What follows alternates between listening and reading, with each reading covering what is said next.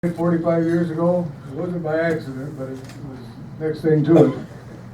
A bunch of us people from Cresco, I'll say guys more than anything else, followed Tom Peckham around. We used to ask him for Iowa State, and we followed him around the whole United States till we ended up in Nashville out in Laramie, Wyoming.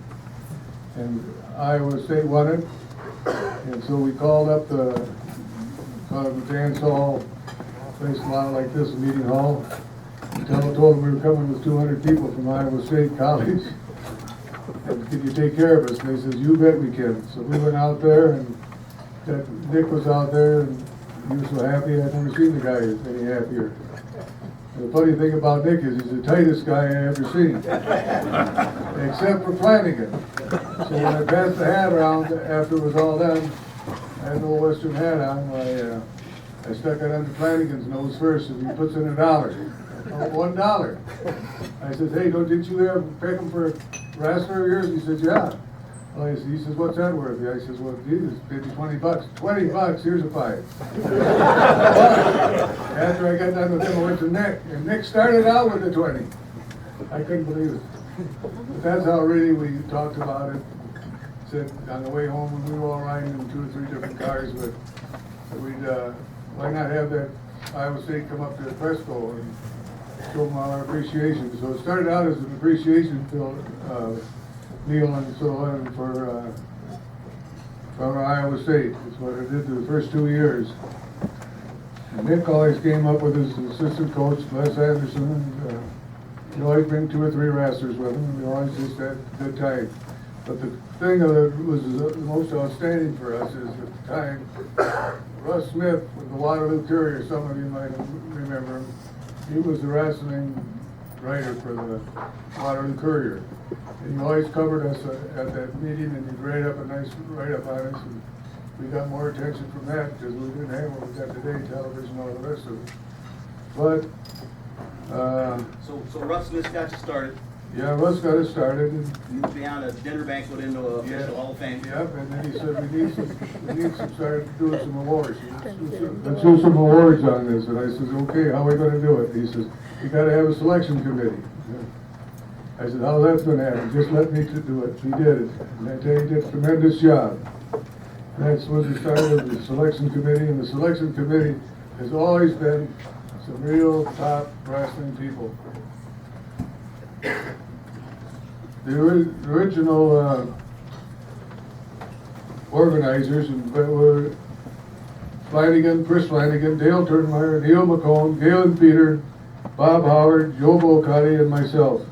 The original selection committee was, now listen to this, selection committee was Bob Howard,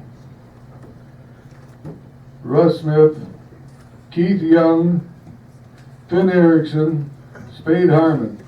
Now there's some guys at that particular time that were really on the top of the wrestling. Great people. Tell the folks a little bit about funding in those early days when you were maybe running on a shoestring. Yeah, it's less than a shoestring. It's not those shoestrings that Gibbons is always talking about when he's called in a wrestling match.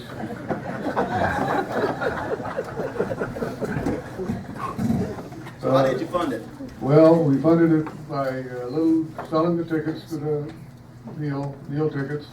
Then we had the buyer, and we'd always charge plenty of money, we thought, but we always ran out.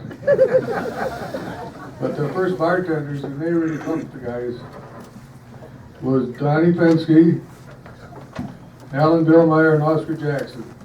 And they did that for a number of years. I forgot how many years before we made different arrangements for Nehl. Nehl's got some popular, the meetings got so popular, we had to expand from one place to another.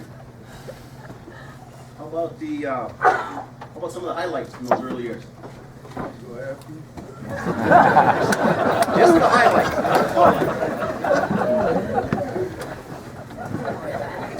Oh, I forgot that page.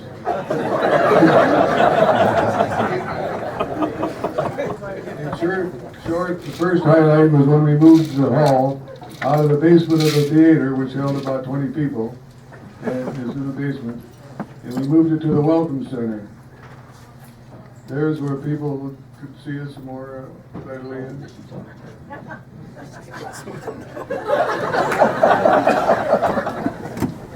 Not gonna get away. I can't do it that way. I'm having enough trouble. Where was I? We're gonna do the basement now. We're over at the, things that got us started the best. The Welcome Center let us get the public's eye much better.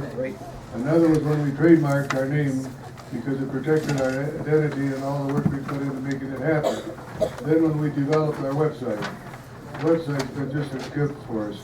That protected all the information that was in the Hall of Fame and enabled anyone from around the world to visit our hall, and they have. That's been a nice addition. 45 years later, and we're still at it. We're still working at it. Yep. What do you attribute that to? Well, I attribute several things. Our board members through the years have been very unselfish and do anything they can to make this work. We all have our own opinions, and those are put aside when it comes down to what is best for the hall. The selection committee is very important, and they too do what is best for wrestling. The selection committee is made up of some of the most respected wrestling people around.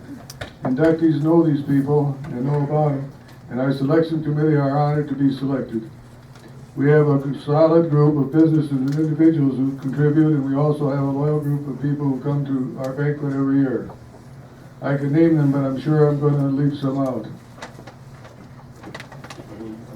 How about the future? What would you say about the future of the Wrestling Hall of Fame? The future's never been better. It's really bright. We proved we are now self-sustaining when we paid for our part of the expansion and remodeling of the Hall of Fame last year. And because we're in Iowa, we'll never run out of good wrestlers to honor. Excellent.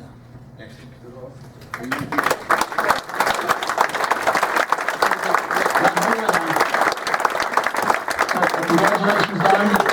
Just hold on.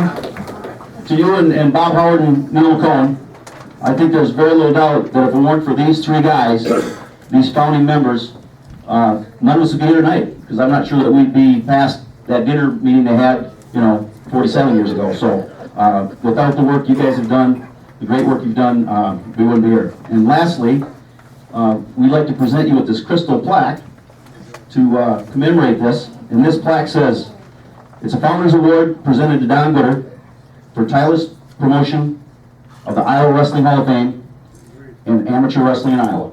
How about that, Ruby?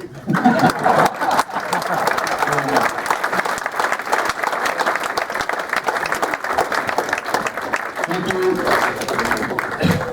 Thanks, Don. You did an excellent job.